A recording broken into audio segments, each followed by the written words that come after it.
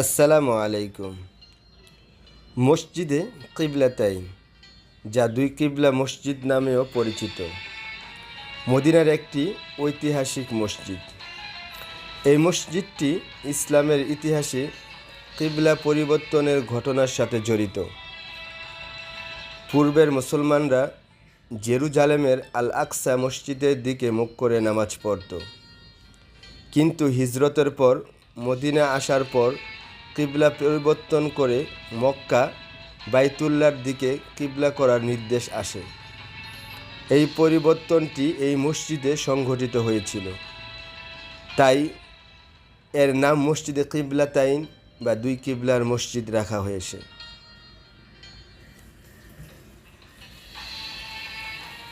ইতিহাস: মসজিদে কিবলাতাইন মদিনার একটি ঐতিহাসিক মসজিদ। 2 হিজরির শাবান মাসের মাঝামাঝি সময়ে জোহরের নামাজে কিবলা পরিবর্তনের নির্দেশ আসে। একটি হাদিস অনুসারে এই মসজিদটিতে নামাজে আদায়ের সময় কিবলা পরিবর্তন করে মসজিদুল আকসা থেকে কাবার দিকে মুখ করে নামাজ পড়ার নির্দেশ আসে। তখন থেকেই এই মসজিদটি দুই কিবলা মসজিদ নামে পরিচিত হয়। ঐতিহাসিকভাবে এই মসজিদটি কিবলা পরিবর্তনের